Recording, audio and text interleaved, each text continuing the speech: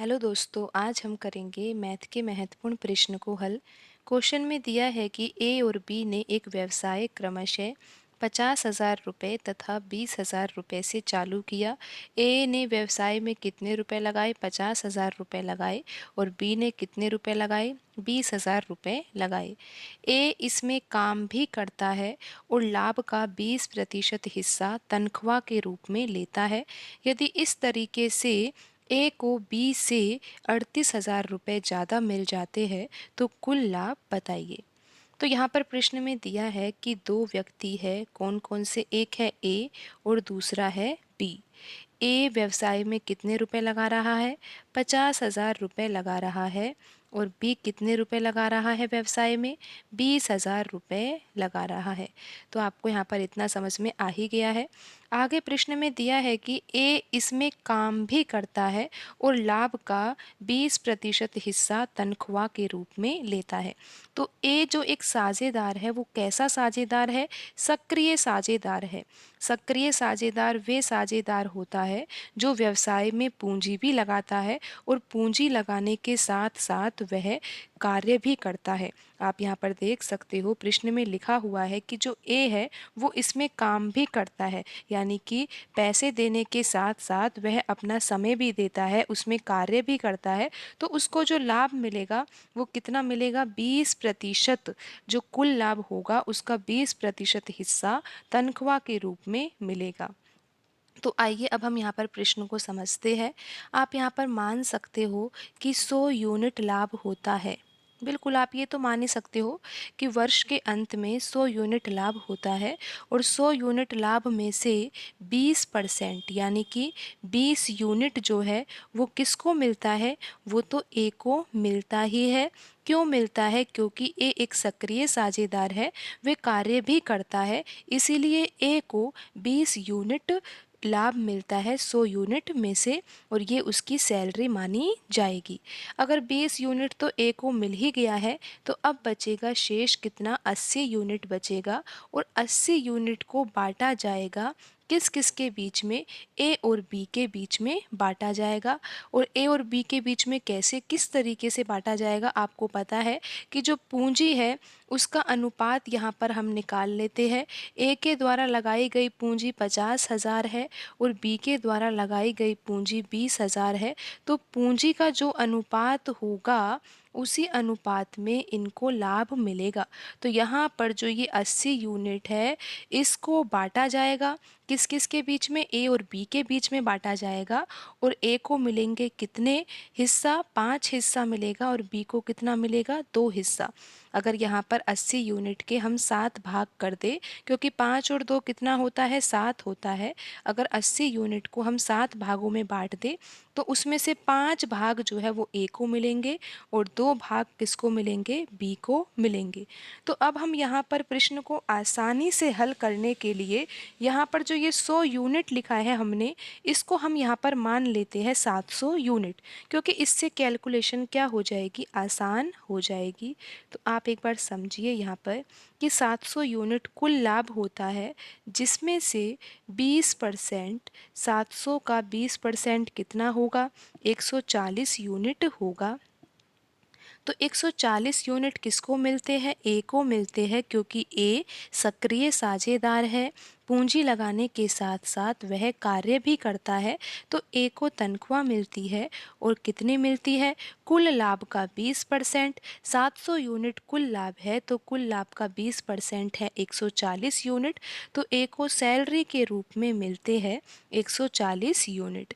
तो यहाँ पर अब शेष बचेगा 80%, क्योंकि 20% तो सैलरी के लिए ही दे दिया है। तो अब यहाँ पर 700 का जो 80% होगा वो किसके बराबर होगा? 560 यूनिट के बराबर होगा।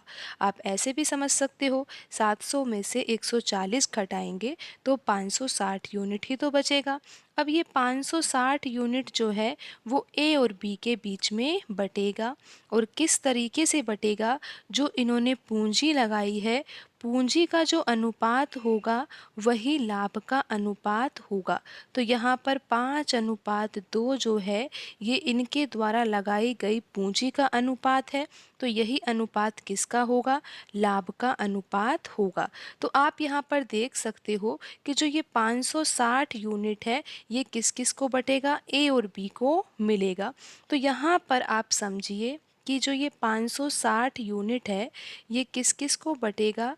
ये बटेगा ए और बी के बीच में। और किस अनुपात में बटेगा? 5:2 में बटेगा। 5:2 यानी कि ये कुल कितना है? 7 है। और 7 में से 5 हिस्से किसको मिलेंगे? ए को मिलेंगे। और 2 हिस्से किसको मिलेंगे? बी को मिलेंगे। तो यहाँ पर 560 यूनिट को अगर 7 भाग में बांटा जाए तो एक हिस्से में कितना आएगा? यहाँ पर 7 भागों में बांटना है तो एक हिस्से में कितना आएगा? ये आएगा 80 यूनिट। तो यहाँ पर आपको ए को कितने देने हैं? 5 हिस्से, यानी कि 400 यूनिट तो किसको मिल जाएगा? ए को मिल जाएगा। और 400 यूनिट अगर ए को मिल गया है तो 160 यूनिट किसको मिलेगा? बी को मिलेगा। तो आपको अब इतना भी समझ में आ गया है कि ए को मिलेगा 400 यूनिट और बी को मिलेगा 160 यूनिट। तो आइए आप यहाँ पर एक बार फिर से समझिए कि 700 यूनिट है। 700 यूनिट में से 20% यानी कि जो 140 यूनिट है वो किसको मिले हैं? ए को मिले हैं। और ये मिले हैं सैलरी के रूप में। फिर बचे थे यहाँ पर 560 यूनिट जिसको ए और बी के बीच में बांटा गया। और ये किस हिसाब से बांटा गया? निवेश के अनुपात में बांटा गया। तो यहाँ पर ए को मिले हैं 560 यूनिट का कितना हिस्सा मिला है? इसको 7 हिस्से में बांटा गया जिसमें से 5 हिस्से किसको मिले हैं? ए को, यानी कि 400 यूनिट मिला है इसको। और बी को कितना मिला है? 160 यूनिट मिला है। तो अब आप यहाँ पर ये देखिए कि ए को जो कुल लाभ मिला है वो कितना मिला है? यहाँ पर ए को 140 यूनिट भी मिल रहा है और 400 यूनिट भी मिल रहा है। तो ए को कितना मिलेगा? 140 प्लस 400 करेंगे तो ये किसके बराबर आ जाएगा? 540 यूनिट के बराबर आ जाएगा। ए को कितना मिला है? 540 यूनिट। और बी को कितना मिला है? 160 यूनिट। और कुल लाभ कितना है? 700 यूनिट है। तो अब आपको इतना समझ में आ गया है कि ए को मिला है 540 यूनिट और बी को मिला है कितना? 160 यूनिट मिला है। और आपको ये भी पता है कि जो कुल लाभ हमने यहाँ पर माना है, कैलकुलेशन को आसान बनाने के लिए कितना माना है? 700 यूनिट माना है। तो अब आगे प्रश्न में एक डाटा दिया हुआ है। डाटा क्या है कि यदि इस तरीके से ए को बी से 38,000 रुपये ज़्यादा मिल जाते हैं। ए को ज़्यादा तो मिलेंगे ही क्योंकि ए ने 20% हिस्सा तो तनख्वाह के रूप में ही लिया है। और यहाँ पर ए ने पूंजी भी ज़्यादा लगाई है तो भी इसको ज़्यादा मिले हैं। लेकिन अब आप यहाँ पर देख सकते हो कि ए को मिले हैं 540 यूनिट और बी को मिले हैं 160 यूनिट। तो ये अंतर कितने का है? अंतर यहाँ पर है 380 यूनिट का। और यहाँ पर यही अंतर प्रश्न में किसके बराबर दे रखा है? 38,000 के बराबर दे रखा है। यहाँ पर ये 380 कैसे आएगा? 540 में से जब 160 घटाया जाएगा तो 380 यूनिट ही आएगा। तो यहाँ से हम 1 यूनिट की वैल्यू निकालेंगे तो 38,000 में किसका भाग देना होगा? 380 से भाग देना होगा। और ये 0 से 0 कट जाएगा और यहाँ पर ये आ जाएगा 1 यूनिट 100 रुपये के बराबर। प्रश्न में पूछा है कि कुल लाभ बताइए। तो आपको पता है कि यहाँ पर जो हमने कैलकुलेशन की है वो 700 यूनिट मानकर करी है। तो कुल लाभ भी कितना है? 700 यूनिट है। पर लेकिन हमें इसमें 1 यूनिट की वैल्यू रखनी होगी। तो कुल जो लाभ है वो कितना है? 700 यूनिट है। और जब 1 यूनिट किसके बराबर है? 100 के बराबर है। तो 700 यूनिट के लिए 700 में गुणा करना होगा हमें 100 से। और यहाँ पर आंसर आ जाएगा 70,000 रुपये।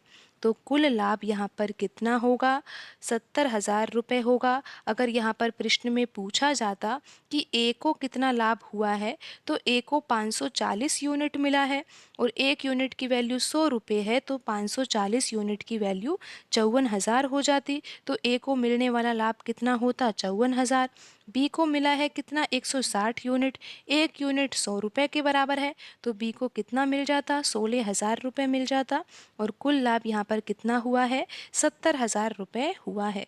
तो यहाँ पर ऑप्शन बी सही होगा। आज की वीडियो में इतना ही, मिलते हैं अगली वीडियो में। धन्यवाद।